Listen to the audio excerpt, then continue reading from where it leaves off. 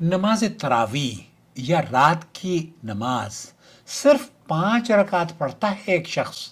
اور اس عمل کو وہ یہ جاننا چاہتا ہے کہ میں 5 رکعت پڑھتا ہوں، 4 رکعت قیام اللیل کی، تراویح کی، اور پھر 1 رکعت وطر کی، کیا یہ درست ہے؟ یہ بالکل سوال پوچھا گیا ہے شیخ سعد الخسلان سے، عید صاحب ہیں، انہوں نے کہا، ابو عید ہے من السعودیہ، وہ یہ کہتے ہیں دائماً ہمیشہ وہ یہ کرتا ہے کہ 5 رکعت وطر کے ساتھ پڑھتا ہے، 4 رکعت قیام اللیل اور پھر 1 رکعت وطر کی، 5 رکعت تسلیمتین، یعنی 2 کر کے پڑھتا ہے اور پھر 1 رکعت پڑھ کر سلام پھیر لیتا ہے۔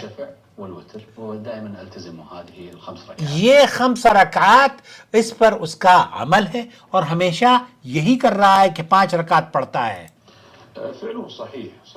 یہاں دیکھیے، سب سے پہلی بات تو یہ شیخ سعد الخسلان نے فرمایا کہ یہ جان لیجئے کہ اگر کوئی وطر کے بارے میں سمجھتا ہے کہ وطر واجب ہے پڑھنا، اس کے اوپر ضروری ہے اور اللہ تعالیٰ اس سے پوچھے گا اگر وطر نہیں پڑھے، تو یہ بات درست نہیں ہے، یہ وطر واجب نہیں ہے، البتہ یہ مستحب عمل ہے، اور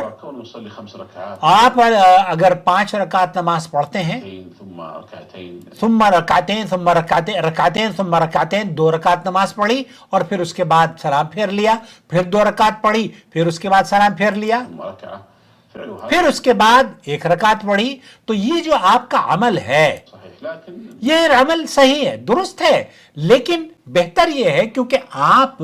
جب نماز پڑھ رہے ہیں یا قیام اللیل کر رہے ہیں یا تراویح پڑھنا چاہتے ہیں تو اس کا مطلب یہ ہے کہ آپ خیر چاہتے ہیں۔ اچھا، خیر کیسے ملے گی؟ میں آپ کو بتاتا ہوں۔ مدام اخل کریم، یہ میرے پیارے بھائی، آپ جب کہ خیر چاہتے ہیں اور اپنے لیے اور اپنے اہل و عیال کے لیے نیکیاں سمیٹنا چاہتے ہیں، میری نصیحت یہ ہے آپ اگر 11 رکعت پڑھیں تو زیادہ افضل ہوگا۔ کیوں زیادہ افضل ہوگا؟ کیونکہ اللہ کے رسول صلی اللہ علیہ وسلم 11 پڑھا کرتے تھے،